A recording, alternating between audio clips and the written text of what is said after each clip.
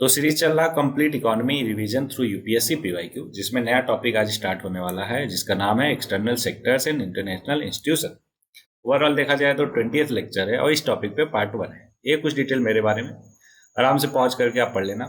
अब इस particular lecture के लिए आपको मार्क करना है कॉपी में फ्रॉम 1 to 20। साथ में आपको 3 कॉलम बनाने हैं। पहले में सीरियल नंबर लिखना है, दूसरे में ऑप्शन लिखना है, तीसरे में अप्रोच। सच दैट 20 क्वेश्चन करने के बाद आप पता कर पाओ कि कितने क्वेश्चन करेक्ट हुए, उसमें अप्रोच सही था या गलत था। साथ में आपको इससे अपनी एक्यूरेसी पता चलेगी, ठीक है, कि कितना आप एक्यूरेसी से क्वेश्चन कर पा रहे हो। और जो टेम्परामेंट चाहिए ना यूपीएससी के क्वेश्चन को सॉल्व करने के लिए, वो भी आपका डेवलप होगा। होपफुली आपने इतने सारे क्वेश्चन कर लिए तो अच्छा खासा डेवलप हो गया होगा। साथ में ध्यान रखना है आपको क्रेडिट सिस्टम और साइंटिफिक टेम्परामेंट का है। पूरा डिटेल में क्या है, पिछला कोई भी लेक्चर देख सकते हो, उसमें मैंने बताया है ना। चलो बिना टाइम वेस्ट किए क्वेश्चन नंबर 1 पे आते हैं। ये रहा आपके सामने। याद ध्यान दीजिए कि जैसे ही मैं क्वेश्चन देखता हूँ उसको सॉल्व करना स्टार्ट कर देता हूँ, सच दैट आपका टाइम बचे। That's why you have to start solving the question after seeing all the question at once. मतलब जैसे ही पूरा क्वेश्चन देखता है जस्ट पॉज करो वीडियो को, अपना जवाब लिखो, फिर कंटिन्यू करो वीडियो, ठीक है। सो पहला स्टेटमेंट है everybody, Switzerland is one of the leading exporters of gold in term of value. तो फैक्चुअली बिल्कुल करेक्ट स्टेटमेंट है। दूसरा statement, Switzerland has the second largest gold reserve in the world. ये गलत है। ऐसा क्यों, ध्यान समझो। सो दुनिया में सबसे ज्यादा सोना किसके पास है? यूएसए के पास है। उसके बाद है दूसरे नंबर पे जर्मनी और तीसरे नंबर पे है एवरीबॉडी इटली, ठीक है। ये तीनों के तीनों टॉप 3 कंट्रीज हैं in term of gold reserve. तो इसलिए जो सेकंड स्टेटमेंट है वो गलत हो जाएगा। पहला सही, तो ऑप्शन कौन सा हो गया? डी, कि पहला, सॉरी सी हो जाएगा कि पहला सही दूसरा गलत। ओके, तो आप देख सकते हो कि टोटल कितना किया। इन 2021 स्विट्जरलैंड ने $86.7 बिलियन का इतना गोल्ड एक्सपोर्ट किया, और उसमें सबसे ज्यादा किसने मंगाया? इंडिया ने। कितना? $29.3 बिलियन का मंगाया। फिर चाइना, उसके बाद यूनाइटेड स्टेट, जर्मनी और हांगकांग, इन सब ने इंपोर्ट किया। और एक्सपोर्ट किसने किया? स्विट्जरलैंड ने, one of the leading exporter in year 2021। बोलो क्लियर हुआ क्या? और जैसा मैंने बताया कि सबसे ज्यादा किसके पास है गोल्ड का रिजर्व? यूएसए, फिर Germany, then Italy. Next question आपके सामने बोला, G20 group was originally established as a platform for financial ministers and central bank governors to discuss the international economic financial issues. तो बिल्कुल सही स्टेटमेंट है everybody, बहुत ही factual statement है, ध्यान रखना है आपको। अगला, digital public infrastructure is one of the India G20 priority. एकदम बिल्कुल ठीक बात है, तो करेक्ट ऑप्शन हो गया इसका सी। देख सकते हैं आप ध्यान से, पहला सही है। क्योंकि G20 वाज फाउंडेड इन कब? 1919 में, 1999 में, after the Asian financial crisis as a forum for financial minister और central bank governor to discuss global economy और financial issues.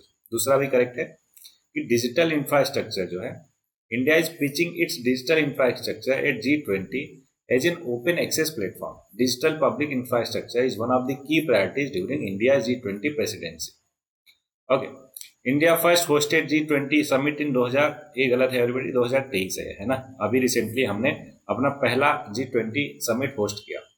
Member of G20 है, ध्यान से इसको पढ़िएगा, Canada, United state of America, Mexico, है ना, नॉर्थ अमेरिका से। तो यहाँ पे सारे कैसे याद करो आप? कॉन्टिनेंट वाइज याद करो तो आपको ज्यादा बेहतर याद होगा। देखो नॉर्थ अमेरिका जो है उसमें 3 देश है, कौन कौन सा? यूएसए, कनाडा और मैक्सिको।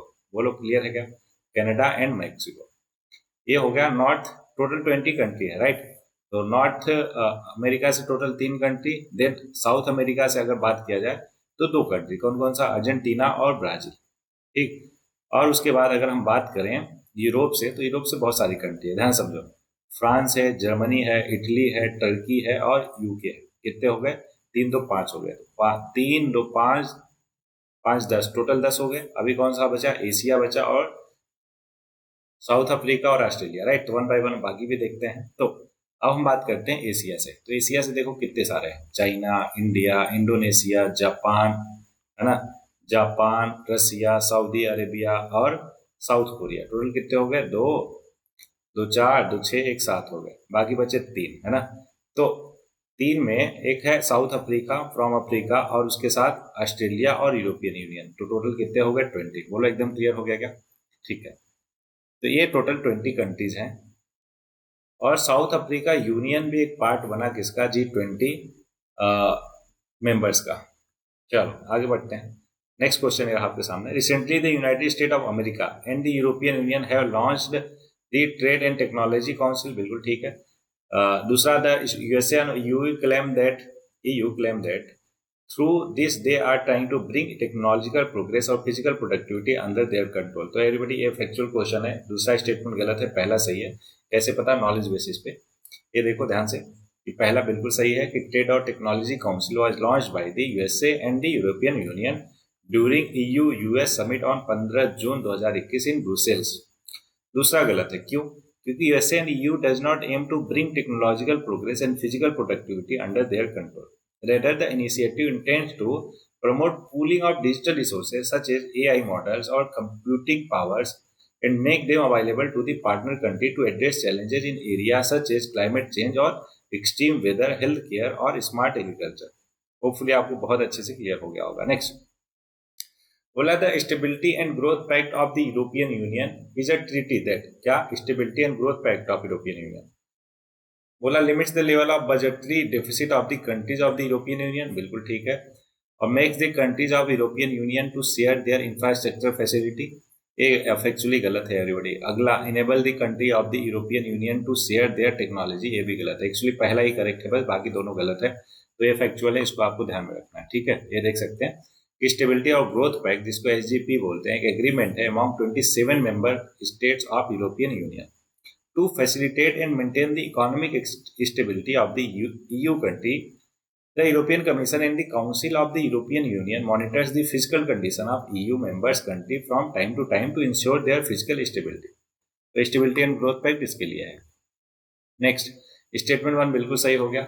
स्टेटमेंट 2 और 3 गलत है, क्यों? क्योंकि SGP treaty does not require its member to share their infrastructure facilities not their technology with other countries. The purpose of the SGP was to ensure that physical discipline would be maintain और enforce in the European Union. Next question आपके लिए, rapid financial instrument और rapid credit facility are related to provision of lending by which of the following. तो इसका correct जवाब आपको पता है, बिल्कुल सही जवाब आपने दिया, इंडियन मॉनेटरी फंड। अब ध्यान से समझो कि rapid financing instrument provide rapid financial assistant किसको? Which is available to all member countries. ध्यान है, मेंबर कंट्री को बस। IM facing an urgent balance of payment crisis. The RFI मतलब rapid financial instrument was created by the international Monetary Fund IMF। The rapid credit facility की बात करें तो provides rapid concessional financial assistant to low income countries facing an urgent balance of payment need. The RCF was created under the IMF's Poverty Reduction and Growth Trust। अब बात आते हैं कि lending process क्या है IMF का, कैसे पैसा वो देती है, सब कैसे। अब अपने मेंबर कंट्री को, first a member countries need of financial support make a request to the IMF। पहले रिक्वेस्ट बनाते हैं कौन? Member country. उसके बाद कंट्रीज गवर्नमेंट और IMF स्टाफ डिस्कस करते हैं इकोनॉमिक और financial situation and financing need क्या है, कितना है। अगला, typically a countries government and the IMF agrees on a programme of economic policies before the IMF lend to the country. जैसे हमारे यहाँ 1991 का जो रिफॉर्म हुआ था ना, उसमें भी यही चीज हुआ था। फिलहाल के लिए in most cases countries commitment to undertake certain policies action known as policy conditionality are an integral part of IMF lending। और एक बार और सारे term and condition particular government मान जाती है तो फिर policy programme underlying arrangement is presented to IMF executive board in a letter of intent और then detail in a memorandum of understanding. एक MOU साइन होता है, फिर IMF staff makes a recommendation to the executive board to endorse the countries policy intention and offer financing. This process can be expedited under the IMF emergency financing mechanism. After its executive board approve a loan, उसके बाद क्या करता है? executive board approve कर देता है loan. IMF क्या करता है? monitors how member implement the policy action underpinning it. A country's return to the economic or financial health ensures that IMF funds are repaid so that they can be made available to other member। वही बात है कि loan की recovery हो जाए such that वो पैसे किसी और कंट्री को भी जरूरत के टाइम पे दिया जा सके। नेक्स्ट क्वेश्चन आपके साथ बोला, N increase in nominal effective exchange rate नीर और एक होता है रीर, नीर और रीर। अभी समझाता हूँ दोनों के दोनों आपको, डोंट वरी। तो बोला in increase in nominal effective exchange rate indicate the appreciation of rupees, बिल्कुल ठीक बात है। दूसरा, an increase in the real effective exchange rate मतलब REER indicate an improvement in the trade competitiveness, नहीं। अगला, an increase trend in domestic inflation relative to the inflation in other country is likely to cause an increasing divergence between NEER और रीर, बिल्कुल ठीक है। Divergence मतलब कि एक दूसरे से वो दूर जाएगा, डाइवर्जेंस क्रिएट करेगा। ऑप्शन सी जो है करेक्ट हो गया। बात आती है नीर और रियर, तो एक्सप्लेन कर दो, समझ ध्यान से आप। The indices of nominal effective exchange rate or real effective exchange rate are used as the indicator of external competitiveness। क्या? external competitiveness। जैसे हमारे यहाँ पे nominal GDP और real GDP होता है ना, सेम मैनर में क्या होता है, अगर हम external competitiveness मेजर करना चाहें तो उसके लिए नीर और रीर यूज करते हैं। कैसे होता है क्या समझो। NEER is the weightage average of the bilateral nominal exchange rate of the home currency in term of foreign currency. क्या? होम करेंसी को हम कंपेयर कर रहे हैं in term of foreign currency में। An increase in nominal effective exchange rate indicate the appreciation of rupees, मतलब अगर नीर हमारा बढ़ा, इसका मतलब क्या हुआ कि हमारा रुपीज जो है एप्रिसिएट कर रहा। क्या कर रहा है? रुपीज एप्रिसिएट कर रहा, उसकी वैल्यू बढ़ रही, कीमत बढ़ रही है उसकी।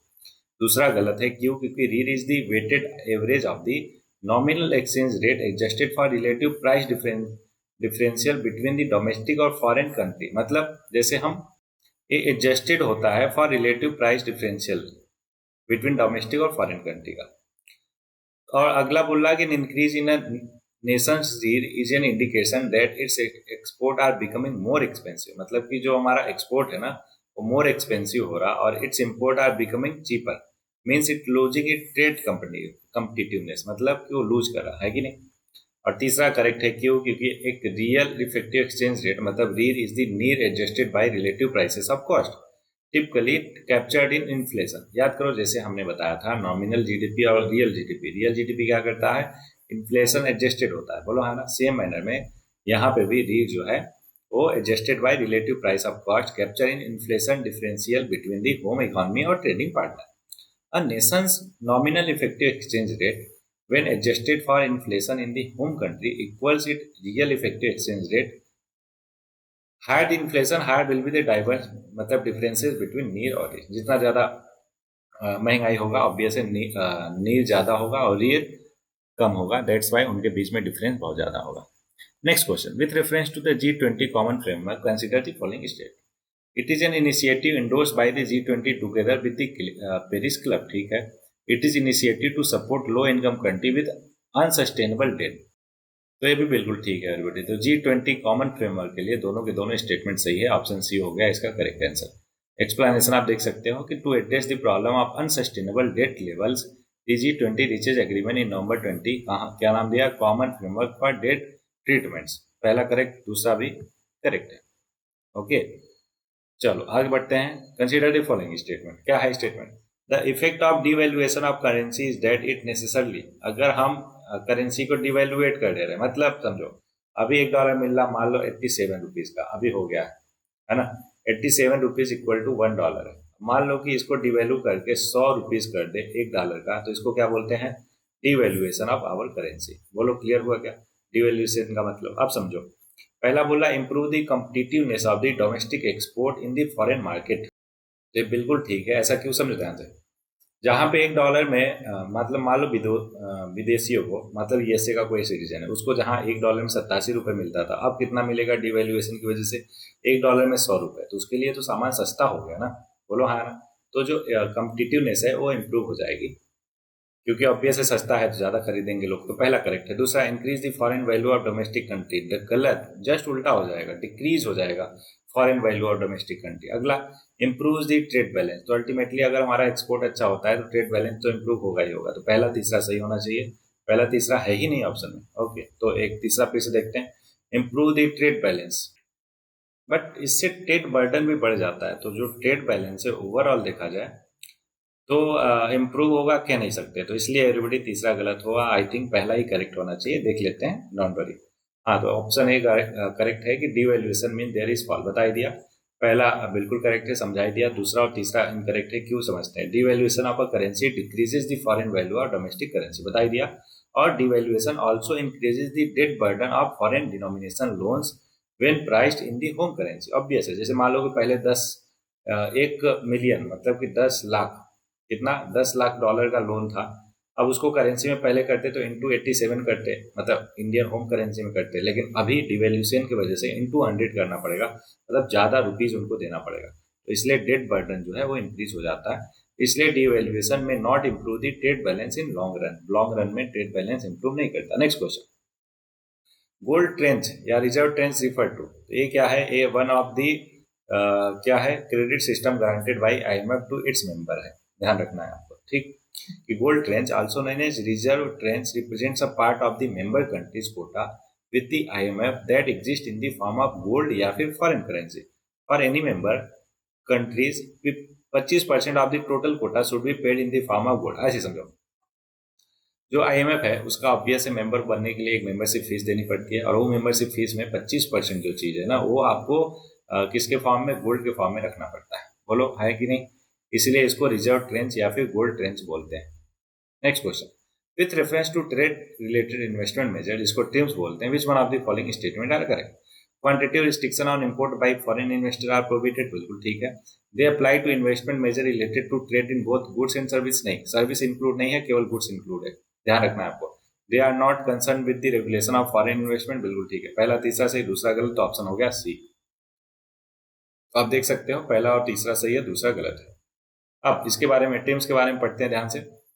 Trim agreement negotiated during the Uruguay round applied only to measures that affect trade in goods, केवल गुड्स में हम ए अफेक्ट करता है।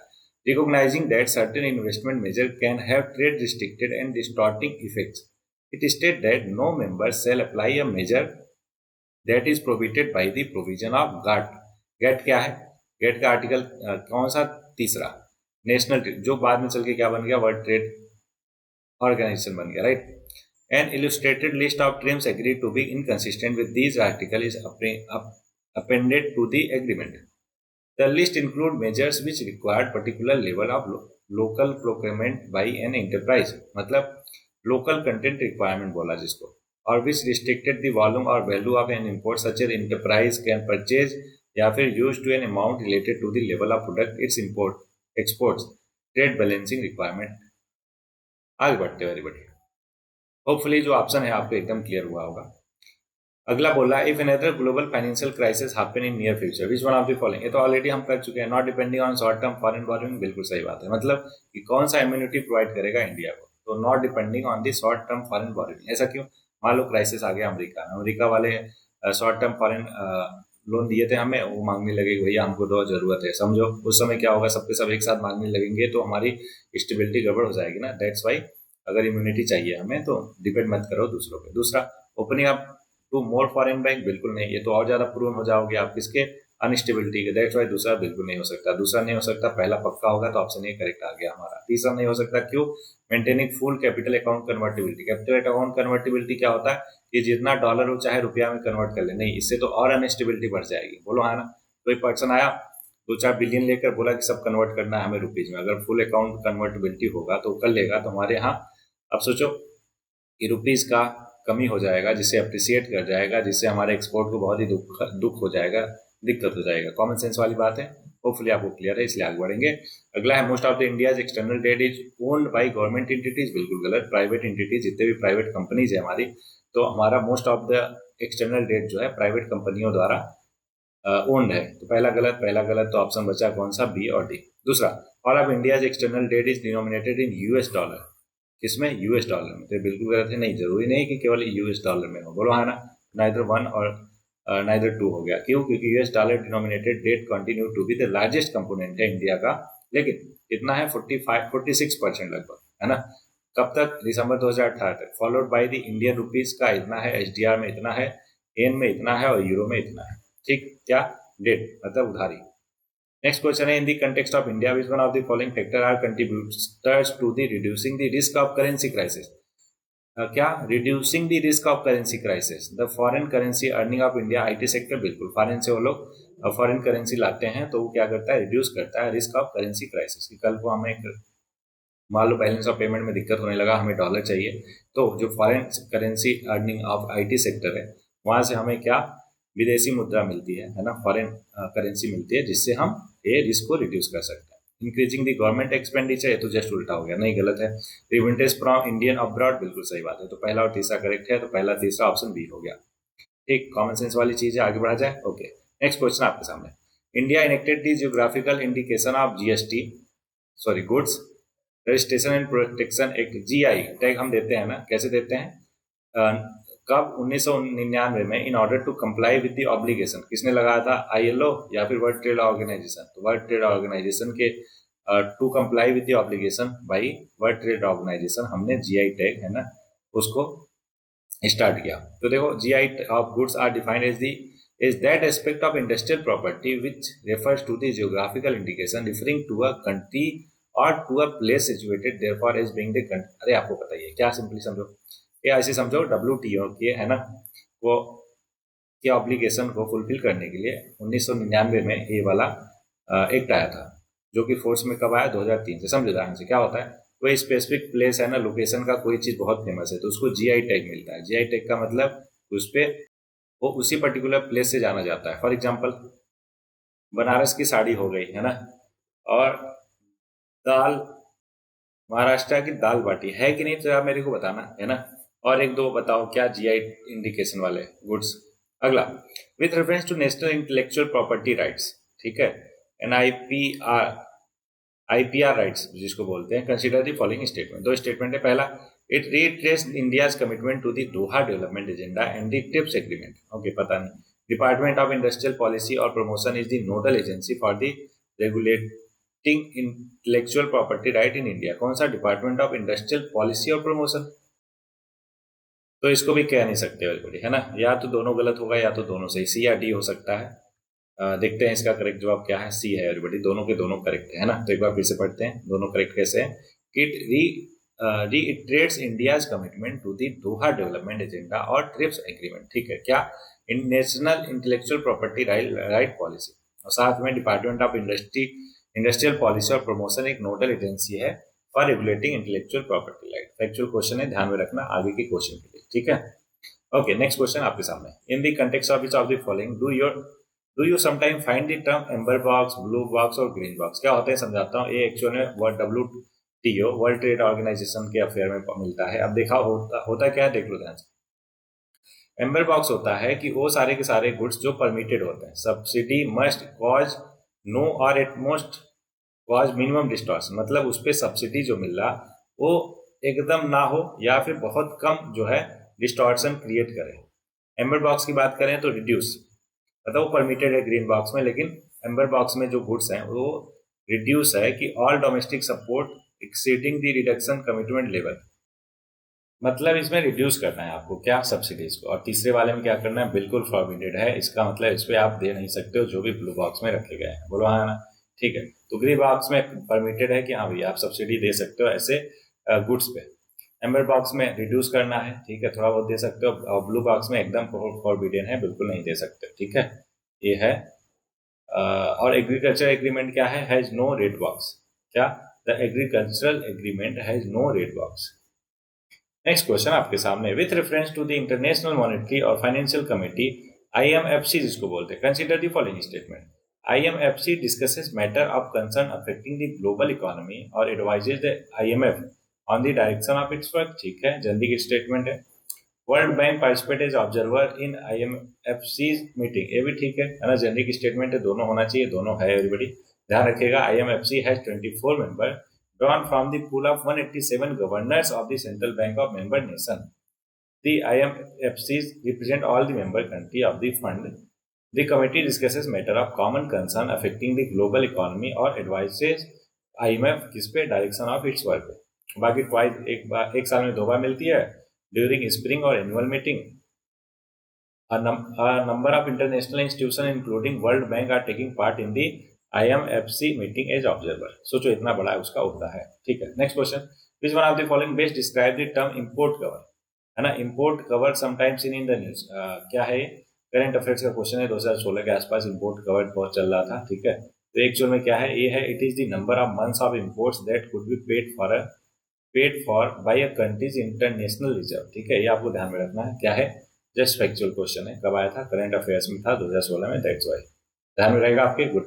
कन्वर्टेबिलिटी ऑफ रुपीज, आपको मालूम है ऊपर मैंने समझाया क्या, being able to convert rupees note into gold, बिल्कुल नहीं, allowing the value of rupees to be fix by market force observe, freely permitting the conversion of rupees to other currency and vice versa, बिल्कुल सही है, अपनी rupees को एक दूसरी currency में, चाहे डॉलर हुआ चाहे यूरो में, उसको कन्वर्ट करने को कन्वर्टेबिलिटी ऑफ रुपीज बोलते हैं, बिल्कुल सही हो गया, ऑप्शन सी एवरीबॉडी, है ना। नेक्स्ट क्वेश्चन है आपके सामने, अब बोला problem of international liquidity, international liquidity मतलब जल्दी से इंटरनेशनल करेंसी आ जाए आपके हाथ में, is related to non availability of, आपको पता है जैसे हमारे यहाँ पे इंडिया में क्या चलता है, रुपीज, सबसे ज्यादा लिक्विड क्या है, रुपीज करेंसी, सेम वे में इंटरनेशनल लेवल पे सबसे ज्यादा क्या है, सिल्वर, तो नॉन अवेलेबिलिटी ऑफ क्या हो, सॉरी सिल्वर नहीं डॉलर, तो नॉन अवेलेबिलिटी ऑफ क्या होगा, डॉलर, ऑप्शन सी जो है करेक्ट आंसर हो जाएगा। Dollar and other hard currency क्या है, अगर उनकी नॉन अवेलेबिलिटी होती है तो मतलब लिक्विडिटी में हमें प्रॉब्लम होती है। बोलो एकदम क्लियर है क्या, बेसिक क्वेश्चन है, ठीक है। सो एवरीबॉडी इस पर्टिकुलर लेक्चर में इतने ही क्वेश्चन थे, होपफुली सारा क्वेश्चन आपको क्लियर होगा, कोई दिक्कत परेशानी नहीं होगी। तो जैसा लास्ट में 2 लाइन रहता है आपके लिए आज है, अब्राहम लिंकन साहब का कहना है कि discipline is choosing between what you want now, आपको अभी क्या चाहिए, and what you want most, और आपको सबसे ज्यादा क्या, तो इन दोनों में चूज करने को ही डिसिप्लिन बोलते हैं। होपफुली आप बेहतर डिसिप्लिन फॉलो करोगे। इन्हीं शब्दों के साथ इस लेक्चर में बस इतना ही। अगर आपको किसी भी क्वेश्चन में कहीं पे डाउट है तो कमेंट बॉक्स में कमेंट कर सकते हो।